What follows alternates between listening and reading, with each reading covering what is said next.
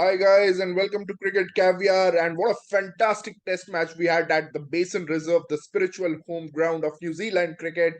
New Zealand have come out on top and they have stopped the juggernaut of Bazball by 1 run.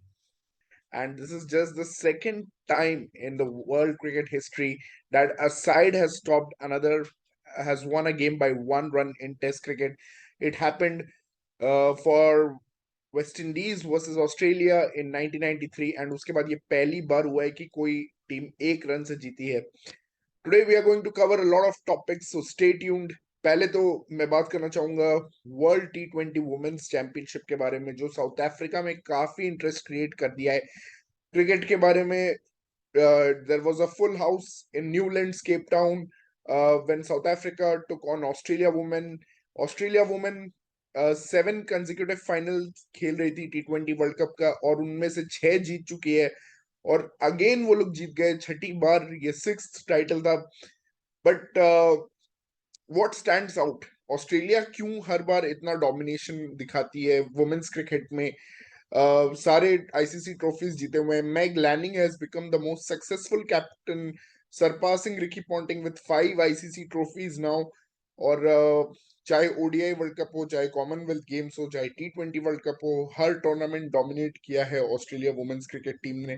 And इस domination के पीछे मुझे लगता है सबसे बड़ा रीजन रहा है बेथ मूनी, द ओपनर, जो स्किल वाइज एक अलग लेवल पे है बाकी ओपनर से. I have seen Smriti Mandhana bat, Harmanpreet Kaur bat. they have some very special skills.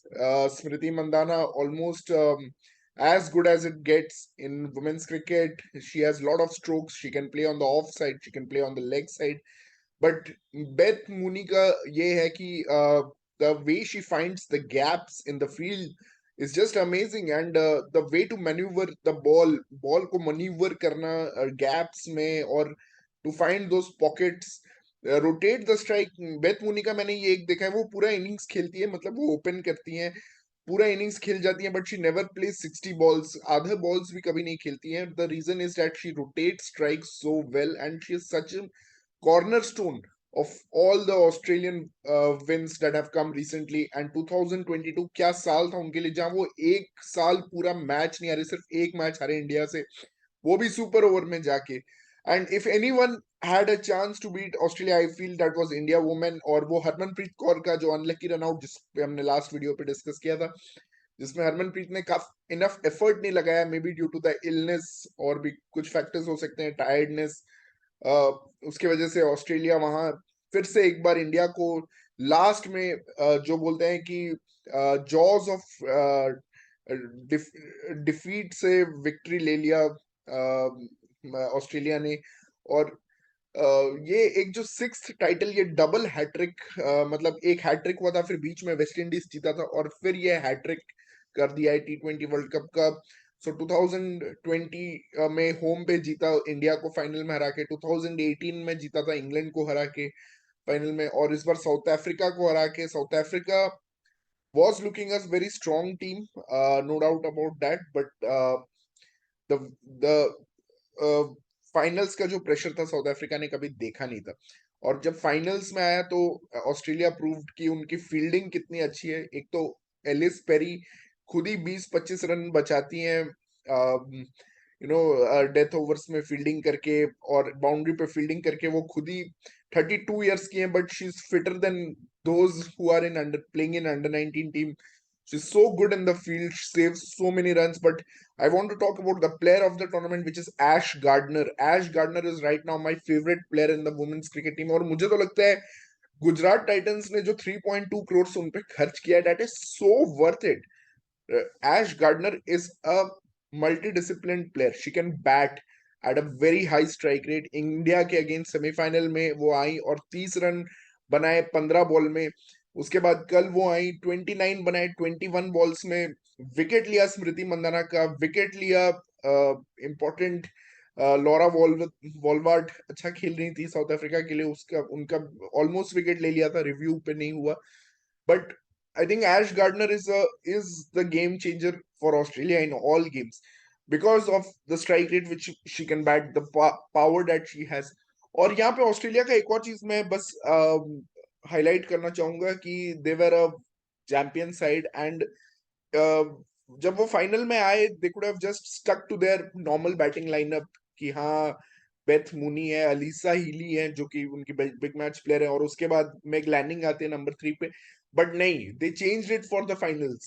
So we had Ash Gardner at number 3, Grace Harris जो कि एक स्ट्रॉन्ग हिटर है, she has lot of power, उनको भेजा नंबर 4 पे, और उसके बाद मैगलैनिंग आई नंबर 5 पे। तो they wanted to accelerate the game, and still they reached only 150 160, which was not as per to their expectations, because बाकी मैचेस में वो 170 स्कोर कर रहे थे और डिफेंड करने में मुश्किल हो रहा था। बट यहाँ पे उन्होंने 150 बनाया। वहां पे साउथ अफ्रीका ने थोड़ा स्लो स्टार्ट किया, 12 ओवर तक 59। You can do that chasing 158। तो आपको 8 ओवर में 100 रन बनाने थे, और सडनली 3 ओवर में 39 रन मार दिया था लॉरा वोल्बार्ट ने। और लग रहा था एक समय कि हाँ ये पॉसिबल है, इंटरेस्ट आ गया था। जेपी ड्यूमिनी और फाइव डुप्लेसी बैठे हुए थे, मार्क बाउचर बैठे हुए थे, सब एक्साइटेड थे। But Ash Gardner comes back, bowls a beautiful over, 6 runs in the over, and a beautiful over that again created the pressure on South Africans, and they could not handle it. Obviously final का experience उनके पास नहीं था। So that was about women's T20. India did well, but again succumbed to the Aussies, who were the better team. But Australian से ये सीखने को मिलता है कि जब हमारी इंडियन टीम नॉकआउट्स में पहुंचती है, मेंस टीम, तो why don't they try something different? Why don't they reshuffle the order जैसे धोनी ने किया था 2011 वर्ल्ड कप फाइनल में, bringing himself before Yuvraj? You need something extra. Srishant played in the final. Of course, that was an injury to Ashish Nehra, but why don't you try something different in the knockouts? That's the big learning from the Australian team. And yeah, convincing win for Australia. Let's talk about the test match. Obviously, New Zealand ने जीत लिया 1 run से test match. Test match was quite interesting, और ऐसा लग रहा था baseball will again rule।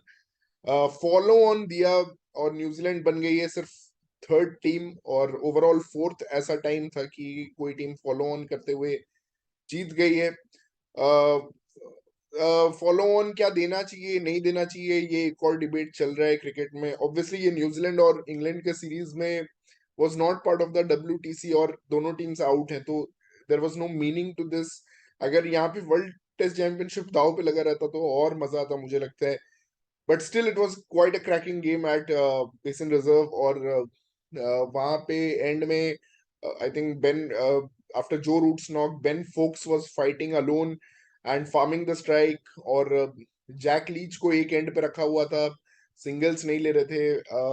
अपने ऊपर मतलब वो रिलाई कर रहे थे कि मैं लेके जाऊंगा टीम को एंड में। But ultimately the short ball strategy of Neil Wagner और टिम साउदी, कुछ वाइड बॉल डाले उन्होंने, एक्यूरेसी नहीं आ रहा था शॉर्ट बॉल में, लेकिन एक शॉर्ट बॉल काफी हाई आ गया। अदरवाइज जो लो शॉर्ट पिच बॉल्स आ रहे थे उनको इजिली पुल कर रहे थे। एक तो स्ट्रेट भी मार दिया बेन फुक्स ने। He was showing excellent batsmanship उस टाइम पे।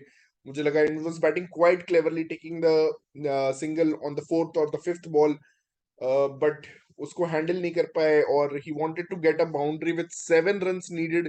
ही felt like he should get a boundary, और उसके बाद वो डीप में कैच हो गए। पहले उनको ड्रॉप किया था, तो it was a life given by Bracewell जिन्होंने ड्रॉप किया था, लेकिन this time there was no dropping, and I think it was Wagner who caught that brilliant catch. And then Wagner came and bowled to Anderson, and Anderson ने जब चौका मार दिया, so I still felt कि England will win this, but no, it was a caught down the leg side, and it was exactly in a way a repeat of the Test match in Ashes 2005 series, which was a legendary series where I think Brett Lee was the one who got caught down the leg side at Headingley, I think it was. वहां पे 2 run से हार गई थी Australia, in spite of a very good 10th wicket partnership. वहां पे 2 run से हार गई थी, और सीरीज फिर इंग्लैंड जीत गई थी 2-1। और यहाँ पे सीरीज लेवल किया न्यूजीलैंड ने, और न्यूजीलैंड अभी रिसेंट पास्ट में ही पाकिस्तान के साथ एक और ऐसे मैच में इन्वॉल्व रही जहां पे बैड लाइट की वजह से कॉल ऑफ कर गया था। वहां पे भी लास्ट पेयर बैटिंग करा था। तो good to see New Zealand cricket. Kane Williamson का knock 132, now he has 26 hundreds, और विराट के 27 है, स्टीव स्मिथ के 29 है, जो रूट के 30 है आई थिंक। तो अभी it's time for Kane Williamson now to maybe overtake Virat Kohli in test hundreds, or Virat, it has been quite long and you really need to get ahead of these guys again, because at one point of time Virat was miles ahead. Only Steve Smith was just leading him. Steve Smith का भी बैरन patch रहा, फिर जो root का एक बहुत लंबा 3-4 साल वाला बैरन पैच रहा, जिसके बाद वो कंटिन्यूअसली 100 स्कोर करते गए हैं। और अब वो बैसबॉल क्रिकेट में भी अपने आप को ढाल चुके हैं। He is imbibed the Bazball in his batting style and is playing fast, but good to see that Bazball has finally lost, because ये अलग ही एक एक्सपेरिमेंटेशन चल रहा था बेन स्टोक्स का, which is coming to a very good, giving very good results. और next world test cycle में देखना इंटरेस्टिंग रहेगा कि क्या इंग्लैंड यही अप्रोच मेंटेन रखेगी, क्योंकि obviously you will lose some matches also on this in this approach where the pitches are having a little bit of spice, जैसे आज था बेसिन रिजर्व में। और साउथ अफ्रीका से भी एक बार पहले हारे हैं आई थिंक, एंड न्यूजीलैंड ये सेकंड डिफीट है बेसबॉल एरा में इंग्लैंड के लिए। और इंटरेस्टिंग रहेगा। और कल इंदौर टेस्ट शुरू होने वाला है। Lot of questions on KL Rahul, whether he, I think is going to play. Rohit Sharma ने बोल दिया है कि वाइस कैप्टनसी से हटना does not mean anything.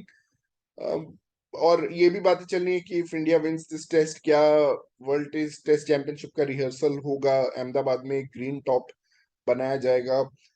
Waste Indies और साउथ अफ्रीका का टेस्ट सीरीज शुरू हो गया है, 221 for 1 से कोलैप्स कर गया 314 पे। So lot of cricket happening. और देखते हैं क्या होगा। I am also following little bit of Pakistan super league, जहाँ पे आजम खान ने एक बहुत अच्छा नॉक खेला है। तो things are going quite well, but quite predictable. वहाँ लाहौर की टीम काफी स्ट्रांग लग रही है। I mean I am putting my money on them Lahore, कि उसमें राशिद खान है, शाहीन शाह अफरीदी, हारिस राउफ, डेविड वीजा बहुत अच्छे फॉर्म में है, सिकंदर रजा काफी अच्छा खेल रहे हैं। Of course Fakhar Zaman is in very good form. तो इंटरेस्टिंग रहेगा guys, and keep following and keep subscribing our channel, and congratulations to Australia on winning this World Cup. Thank you guys.